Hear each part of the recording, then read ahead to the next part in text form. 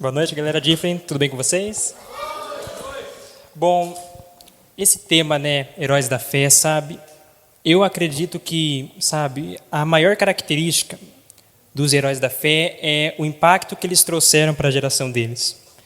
A gente pode ver que em todas as histórias, eles sempre trouxeram algo de Deus para a sociedade. E o herói que eu gostaria de estar falando para vocês hoje nesse TED é o profeta Eliseu. E junto a gente analisar aspectos da vida dele que forjaram a fé dele e que nós podemos estar aprendendo e adaptando para nossas vidas. Amém? Bom, a primeira característica que a gente pode estar notando de Eliseu é essa. Está ali. Eliseu não negociava o reino de Deus. Olha o que está escrito em 1 Reis 19, do 19 ao 20. Então Elias saiu de lá e encontrou Eliseu, filho de Safate. Ele estava arando com 12 parelhas de bois e estava conduzindo a 12ª parelha. Elias o alcançou e lançou a sua capa sobre ele. Eliseu deixou os bois e correu atrás de Elias. Deixa-me dar um beijo de despedida em meu pai e minha mãe, disse, e então irei contigo. Vai e volte, respondeu Eliseu. Lembre-se do que lhe fiz. O contexto histórico da época em que Eliseu nasceu era muito conturbado, porque a nação de Israel ela estava em guerra contra a Síria, eles estavam passando por uma época de seca tremenda, o governo era corrupto e a maior parte da população era idólatra, ou seja, tinham se esquecido de Deus. E quando a gente vê essa decisão de Eliseu, de não olhar para as circunstâncias da época dele, mas está decidindo ir para o alvo, para o que Deus chamou ele, isso é incrível, é algo interessante. E nós também temos que destacar uma coisa que o versículo ele traz, um detalhe interessante. Tem uma imagem que eu coloquei aí, isso aqui seria a parelha que ele fala, Também pode dar o nome de jugo. E é interessante que fala no relato bíblico que ele tinha 12 parelhas. E isso não era normal uma família ter, uma família comum, mas uma família o quê? Que tinha dinheiro, que tinha um certo lucro. Não só tinha 12 parelhas, como tinha terras para usar as parelhas, porque elas serviam para plantação, como também Eliseu ele era proativo nesse trabalho. Quando Elias encontra ele já estava na última.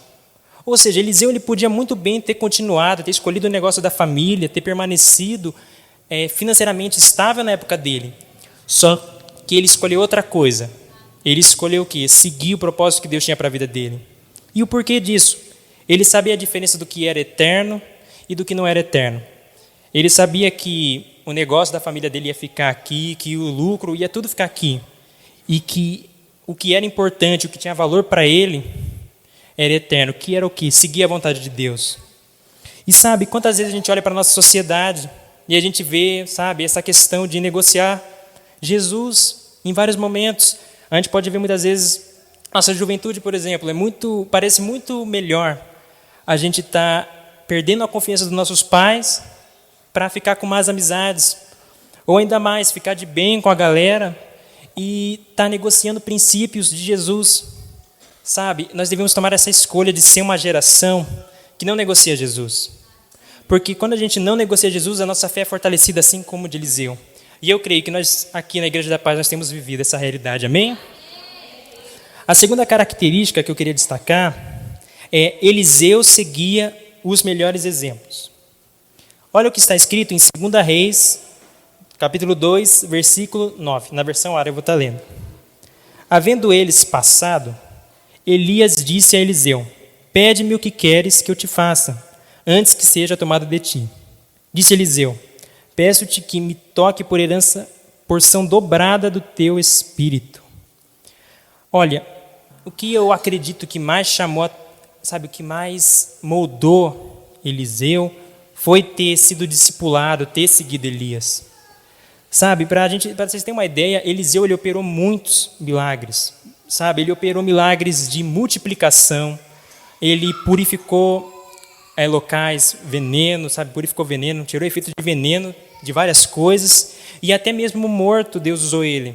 É até engraçado essa passagem, porque um grupo de israelitas, eles estavam levando um amigo, enterrar um amigo morto, sabe? E quando eles estavam levando, chegou meio que uma tropa inimiga que estava invadindo aquela terra. E eles se assustaram. E eles, como bons amigos, jogaram o amigo em qualquer buraco que achava lá perto, porque eles ficaram com medo. E a questão é que o buraco onde ele caiu era onde estava enterrado Eliseu. E quando o corpo do morto ele encostou nos ossos de Eliseu, ele voltou a viver. Ou seja, a gente vê que Eliseu era um homem de unção. Mas qual que era o motivo dessa tamanha unção? É que ele teve bons exemplos. Elias, se vocês também forem estar olhando na Bíblia, ele foi um grande homem usado por Deus. Sabe? Ele trouxe os princípios de Deus na terra. E Eliseu se apegou a essas características. Ele agregou isso na vida dele e foi usado de grande maneira. Igualmente Elias. E a pergunta que a gente deve fazer para nós hoje é: quem a gente tem seguido, quem a gente tem ouvido, tem agregado algo de valor para nós? Ou tem agregado, sabe, somente entretenimento ou perda de tempo? Sabe, nós somos privilegiados aqui no Brasil, porque nós temos tantos jovens, sabe, tantas pessoas de Deus mesmo para a gente estar vendo da nossa casa, através do dispositivo eletrônico nosso. Mas isso tudo é uma questão de escolha. Ninguém pode forçar a gente a estar buscando aprender mais de Deus. Ninguém vai forçar a gente a agregar valor para a nossa vida. É uma escolha nossa. E dependendo dela, as consequências podem ser boas ou ruins. E eu creio, no nome de Jesus, que nós não só vamos escolher bons exemplos daqui em diante, sabe? Mas como também nós vamos ser grandes exemplos para a próxima geração. Amém? Terceira característica. Eliseu trouxe o foco para o reino. Eliseu trouxe o foco para Jesus. Sabe, Eliseu, ele foi um grande colaborador do reino de Deus, sabe? E a gente pode ver, sabe, até no Antigo Testamento, que Deus ele já manifestava alguns resquícios da graça que ele ia trazer depois com a pessoa de Jesus. E ele faz isso durante o Antigo Testamento em pequenas situações. E Eliseu foi usado para demonstrar um pouco dessa graça. E para essa colaboração que Eliseu fez, eu quero destacar duas coisas que ele fez muito importantes. A primeira foi que ele investiu em sua geração. Olha o que está escrito em 2 Reis 6, versículo 1 ao 2. Os discípulos dos profetas disseram a Eliseu: como vês, o lugar onde nós nos reunimos contigo é pequeno demais para nós. Por que não vamos ao Rio Jordão? Lá cada um de nós poderá cortar um tronco para construirmos ali um lugar de reuniões. Eliseu disse: podem ir.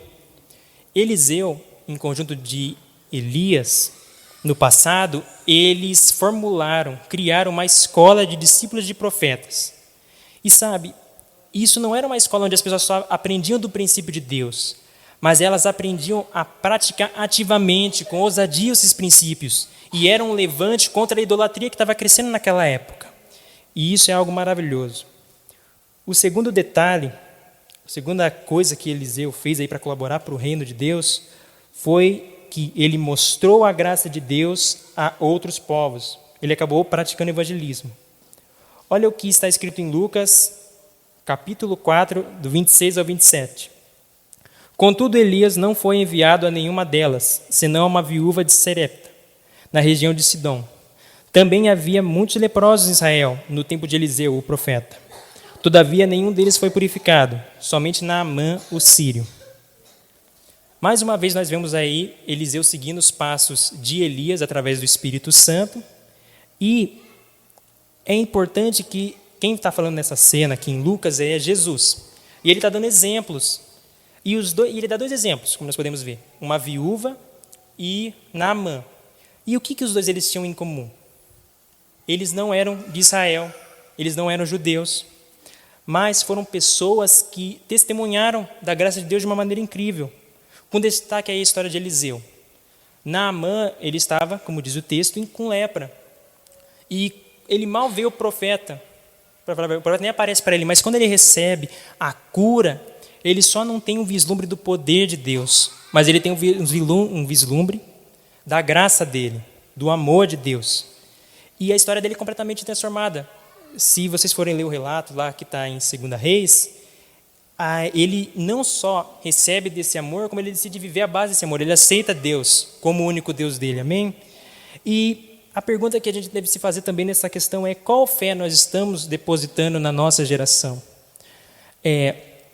Em Em quais locais nós estamos depositando o amor de Deus, a graça de Deus?